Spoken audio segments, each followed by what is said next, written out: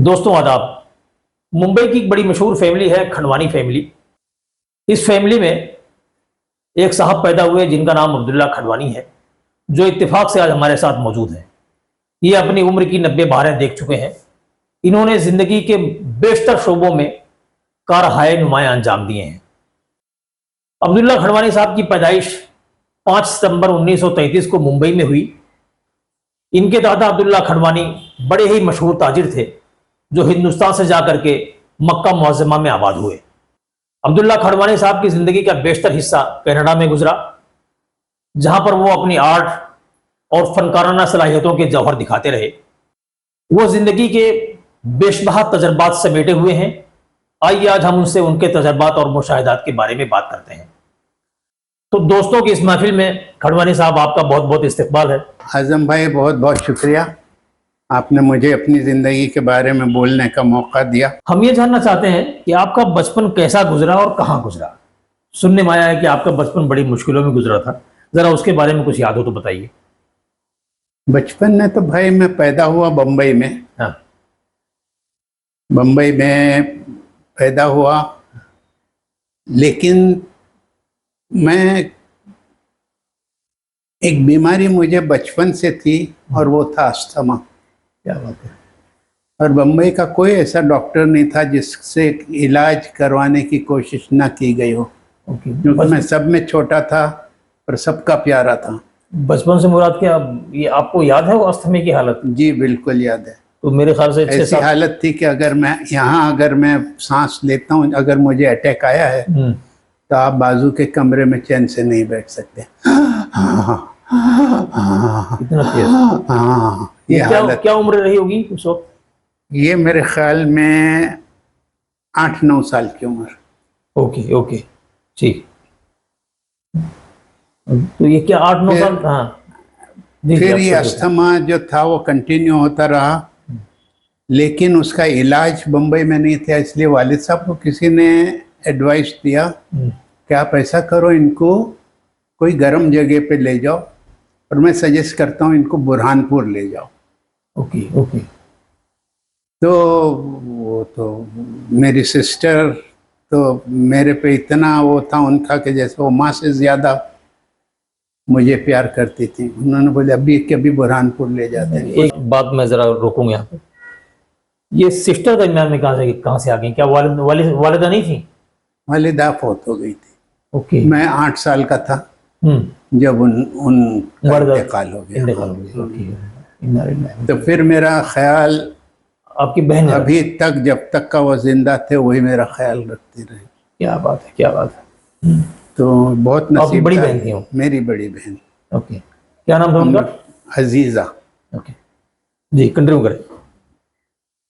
तो वो बुरहानपुर में जब हम पहुंचे तो अस्थमा तो कायम रहा और होता था, अटैक आता था। एक दिन ऐसा था, उधर लोगों से मुलाकातें सिस्टर की हो गई थी, तो किसी की फैमिली ने सिस्टर को और हमको दावत दी थी, खाना वगैरह हमारे साथ खाइए। तो खैर वो दावत कबूल कर ली गई थी और हम लोग वहाँ पर पहुँचे। अब उधर पहुँचे और इत्तेफाक ये हुआ कि मुझे थोड़ी देर के बाद, मैं दूसरे कमरे में था और मुझे अस्थमा का अटैक आया। ओके। और इतना शदीद वो अटैक था कि वो बाजू वाले कमरे सब परेशान हो गए।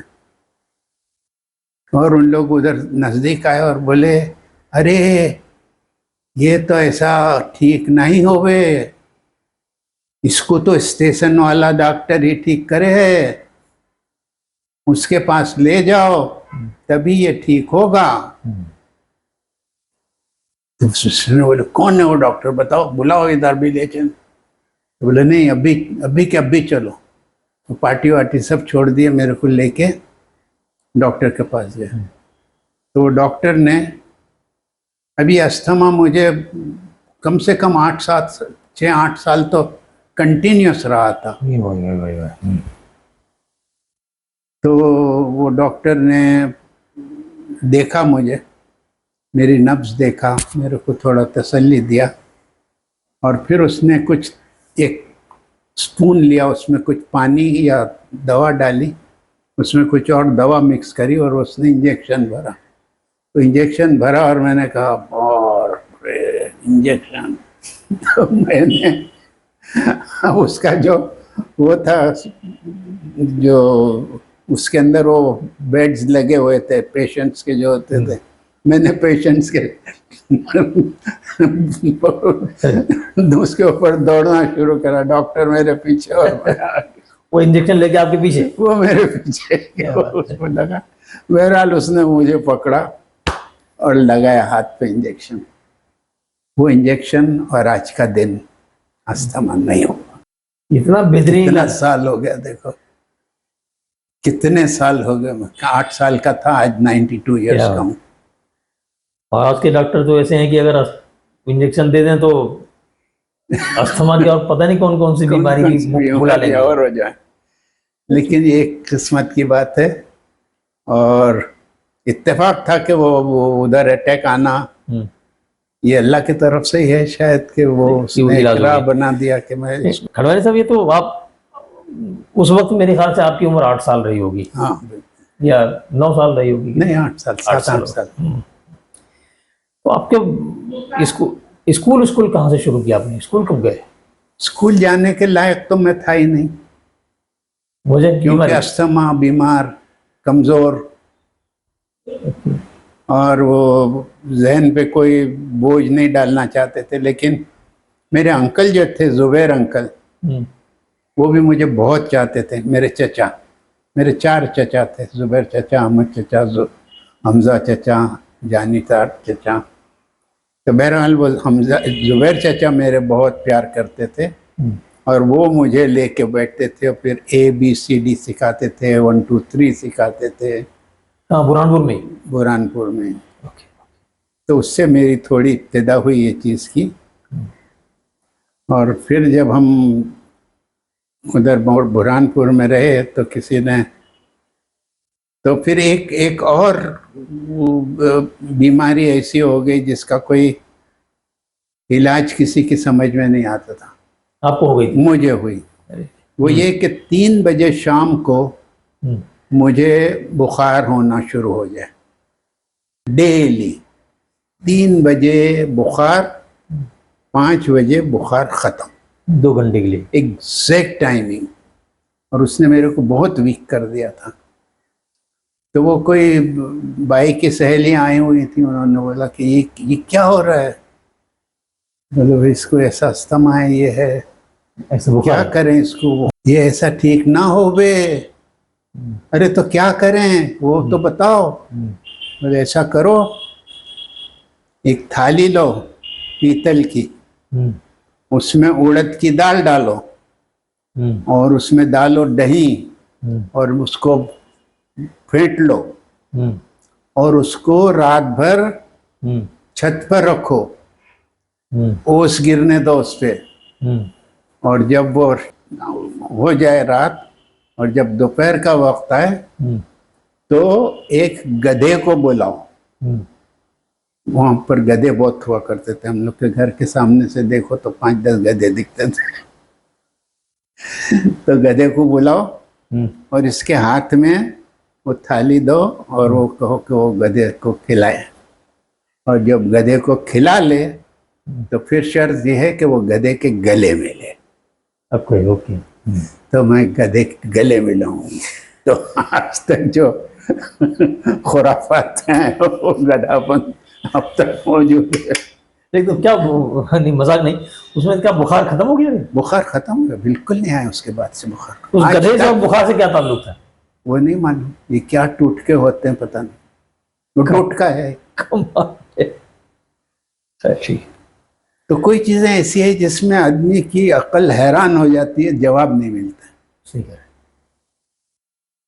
पर उस दिन का दिन और आज का दिन 90 साल के बाद, 80 साल के बाद किसी दिन अस्थमा नहीं हुआ और मैं बिल्कुल बुखार भी नहीं हुआ, अस्थमा भी नहीं हुआ। ये कहाँ की बात है? बुरहानपुर की बात। ओके। और बुरहानपुर में हम लोग वो रहे थे एक जगह के ऊपर, वालिद साहब ले गए थे तो एक ऐसी गली थी जिसमें अच्छा सा घर था, उसमें रुके। लेकिन फिर ऐसा वाले साहब को लगा कि नहीं, वो जो उधर एक बंगली है, बंगली जो छोटा, वो बंगले को क्या बोलते हैं, बंगला और बंगली, हाँ, छोटा बड़ा सा कमरा, उसमें 5-6 कमरे, फिर बाहर वो अपने किचन और नौकरों के रहने की जगह और बहुत बड़ा गार्डन, और वो बिल्कुल ताप्ती नदी के ऊपर। ताप्ती नदी से कम 30 फुट ताप्ती नदी थी और ये था।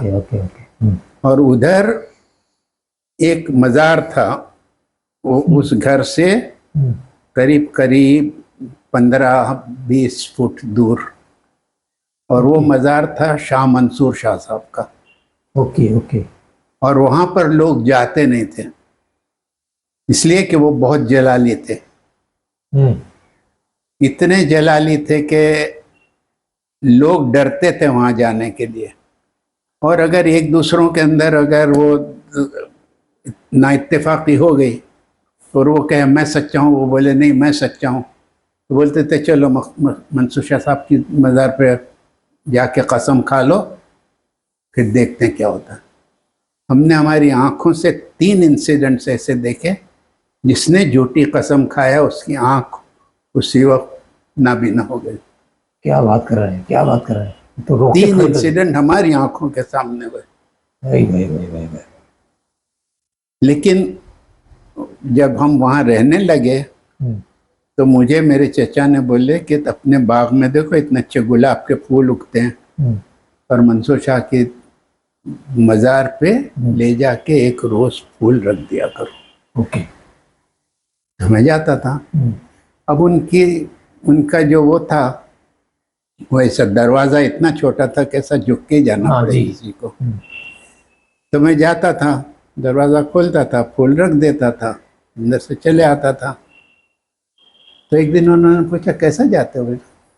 मैं बोला ऐसा जाता हूँ, दरवाज़ा खटखटाता हूँ, अंदर चले जाता हूँ और फूल रख के चला आता हूँ। नहीं बेटा ऐसा नहीं करने का, बुजुर्गान है, तुम ठोको दरवाज़ा, बोलो मंसूर शाह साहब मैं आऊँ तो फिर चले जाओ अंदर। मैंने कहा अच्छा ऐसा करूँगा। तो मैं वहाँ जाऊँ, खटखटाऊँ दरवाज़ा, बोलो मंसूर शाह साहब मैं आऊँ, और मेरे कान ये आवाज़ सुनते थे, आज मेरी आँख में पानी आता है, आओ बेटा आओ। क्या बात है, क्या बात है, क्या बात है, क्या बात है। तो मंसूर शाह के मज़ार पे बराबर जाके बैठता था, ऐसी कब्र और उसके पास थोड़ी जगह होती थी, वहाँ बैठता था। और बुरहानपुर के बाद फिर कहाँ गया? बुरहानपुर में ये अस्थमा का इलाज हुआ जो इधर बम्बई में नहीं हो रहा, हो ही नहीं सकता था और ना हुआ। और वहाँ से जो अस्थमा गया वो आज तक का दिन है, कभी अस्थमा मुझे नहीं हुआ, सांस नहीं हुआ। और वो भी एक छोटी सी स्पून के अंदर कुछ पानी और इंजेक्शन लेके मेरे पीछे दौड़ रहा है, मैं उसको आगे और वो डॉक्टर इंजेक्शन लेके। अजीब बचपना था।